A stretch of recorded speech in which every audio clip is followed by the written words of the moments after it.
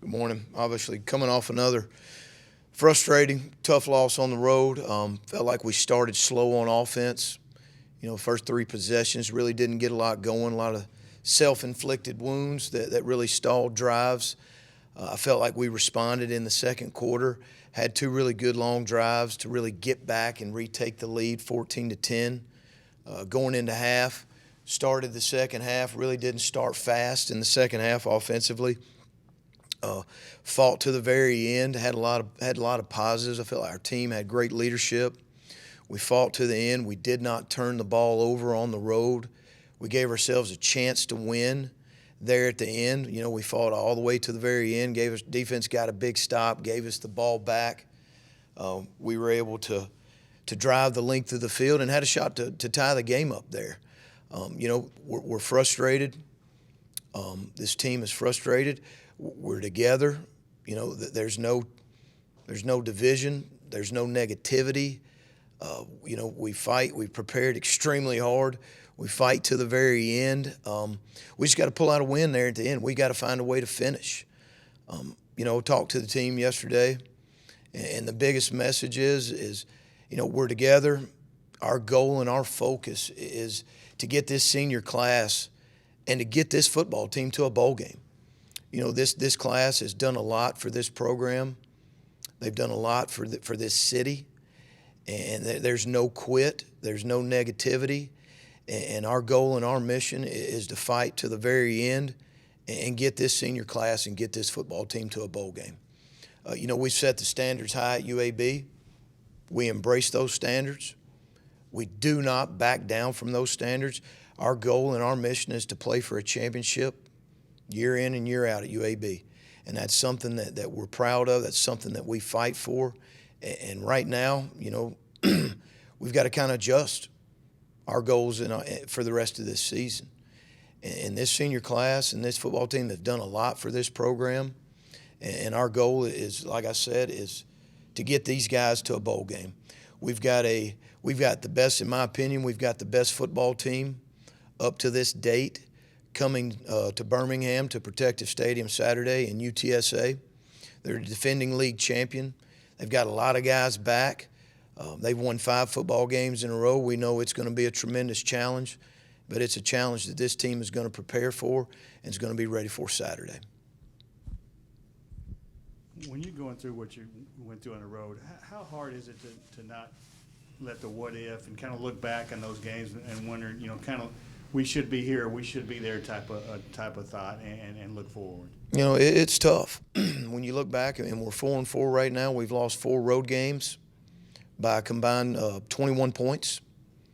We had the opportunity to win 3 of them at the end, and we just didn't finish. And that falls on me as a head coach. I'm proud of our players. I'm proud of their effort. I'm proud of their attitude. I'm proud of their fight and their togetherness. We'll fight to the very end together, and we've proven that over and over and over. And we just got to find a way to finish. We've got to find a way to finish. We didn't turn the ball over on the road this last week, and that was a positive. That was improvement. But we've just got to find a way to finish. And, you can't look back. You just got to put one foot in front of the other, and you got to keep going. And that's what this team has done. And we've got a big game coming, and I've got a lot of football left, but we got a big conference game coming to Birmingham. We've played well at home. We're 4-0 at home. We've played well, and we've got a big challenge Saturday that we're looking forward to. What are the challenges UTSA presents offensively? Obviously, we know Frank Harris, Zahari Franklin, but talk about more sort of their running game, because obviously they're without their main guy who's had a great career with McCormick. He's gone, but just talk about how this offense has kind of evolved more around Harris. To me, this year, they're averaging over 35 points a game. They're throwing for over, I think, 330 a game. He's an experienced quarterback. He's won a lot of big games. He's won a conference championship last year. And you see him this year, they found a way to finish a lot of games. Just like you go back to the North Texas game and they're down, there's about 1:13 left in the game, and they drive down, they score with 15 seconds. And he's a guy that's been in those moments. It doesn't faze him. and he's found a way to win games. You know, he does a great job extending plays. He's very accurate. He's got 3 receivers that are 6'3 plus that have put up a lot of big numbers this year. So I think traditionally the last 2 years you've seen more of a run-first offense with when McCormick was in there with him, where now I think they're more of a pass-first RPO offense with him making a lot of really good decisions. Hey, Coach, obviously last year was a tough one at UTSA. How much of that defeat is still in the back of the minds of your players, and just what a job Jeff Traylor has done since he got to San Antonio, and without that market having a true pro team, how that community's kind of rallied around that team as their own, and how good is it to have them in Birmingham, arguably playing the best team in the conference? No doubt. You know, you go back to last year's football game, and it was they were undefeated. We knew we had to come in and beat those guys to win the West and play for the conference championship. Our team went in and really played a great game. We played lights out from the beginning to the end. You know, they drive down and score, I think, with 12 seconds to go to take the lead. You know, and it was a tough. It's one our guys remember without a doubt, and it was a tough loss. And to have those guys come back to Birmingham this year is it's a great opportunity for us to go out there and play. You know, defending league champ at home when they're playing their best football of the season right now. You know, Jeff Traylor, I've got a lot of respect for Jeff Traylor. I've got to know him well the last couple of years. You know, he's a great football coach. He grew up as a high school coach in the state of Texas. At Gilmer High School, the stadium's named after him. You know, we played him 3 years ago in 19, and you could see the toughness that he brought to the team and the mentality that he brought. I think they've recruited extremely well. They're tough. They play together. Just got a lot of respect for Coach Traylor and what he does and really what he stands for.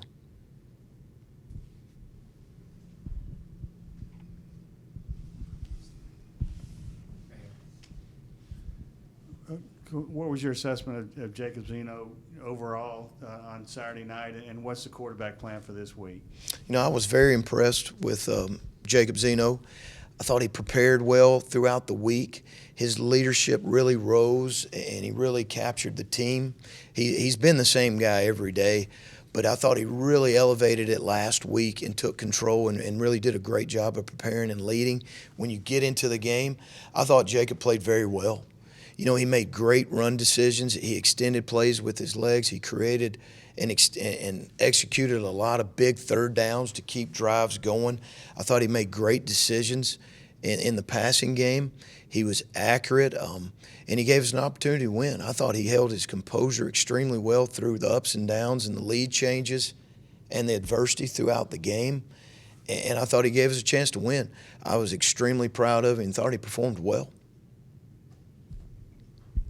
Obviously, you saw Zeno. I think he completed passes to 9 different receivers. A guy on there, T.J. Jones. You know, we'll talk to you in a minute. Just what has he kind of brought into this receiver room?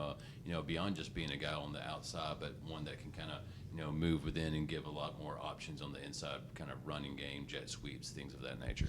I think the first thing that really sticks out to me about T.J. Jones is his attitude and his mentality.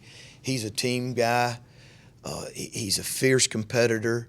His leadership has been great this year. You know, on the sideline, in between series, I've just been super impressed and proud of him this year.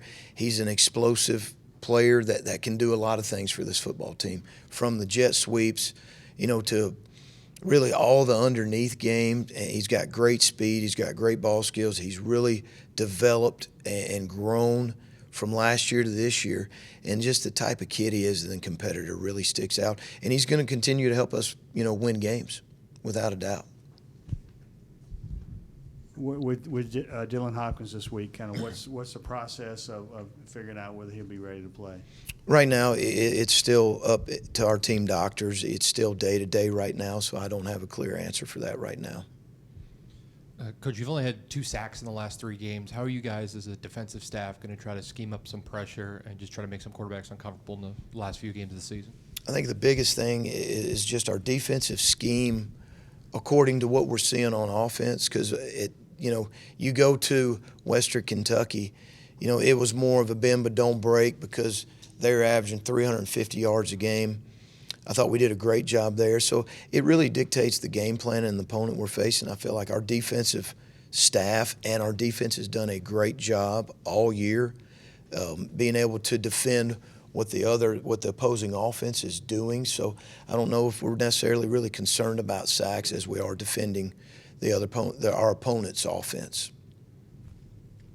One more thing on Hopkins. On Saturday, with him there on the sideline, did you take him along to kind of be an extra set of eyes for Zeno and kind of a player's point of view to kind of help him during the game? Well, Dylan's one of the leaders on our team. He's our starting quarterback.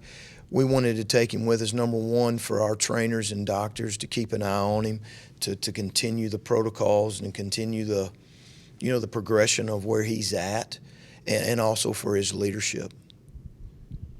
You were missing a few guys from secondary this past week. Just what's the status on guys like Mac, Will, Damian? D-Mac right now is still day-to-day. He is progressing, but he's still day-to-day. Damian and Damon Miller are both, cleared and ready to go. Last one final thing on Frank Harris, or on their quarterback. He doesn't seem to have great arm strength, but what makes him such a great quarterback? I think throughout the years, I've been able to see Frank Harris grow throughout the last couple years, and I think he's really developed. He's grown. I think he sees the field well. That's one of the things that I've seen him develop into is he sees the field well. He makes really good decisions. I think he's really accurate. He places balls where only his receivers can catch it. He gets the ball out really quick. Right when you're about to get to him, he has a very quick release. He's very accurate with it. And he's just grown and really extended plays with his legs when things aren't there. And he does a great job throwing on the run when things aren't there and extending plays. But just his maturity and growth the last several years has been very impressive. And he's one of the top quarterbacks, if not the top quarterback in the league. All right, Coach, thank you. Thank you. We'll move Michael Fairbanks, defensive lineman, up to the podium. One of those leaders on the defensive line. Michael?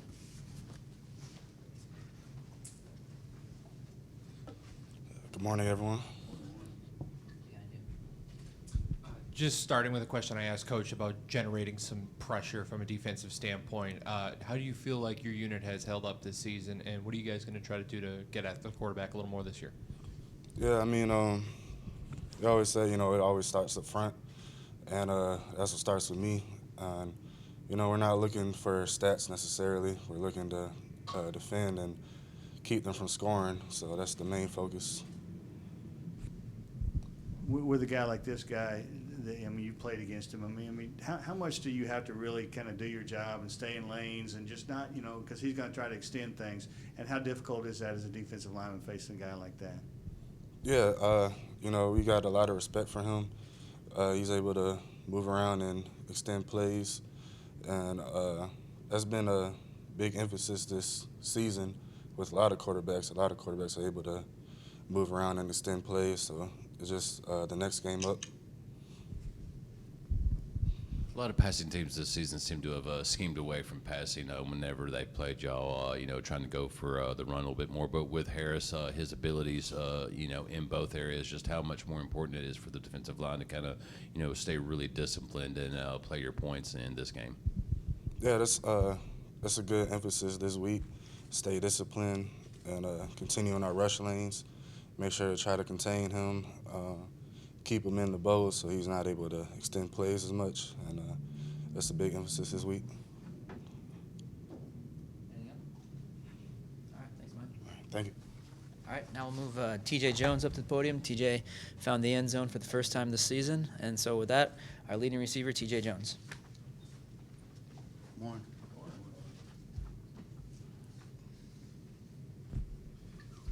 TJ, just talking about last year's game against those guys, it was a brutal loss out there. How much of that game is still in the back of y'all's mind if you get ready to go this year? We just moved on from it. We know they're a good team. We respect them. We just going to prepare the best we can and leave it all on the field. For you, what was it like getting your first touchdown, and kind of what's this season been like for you?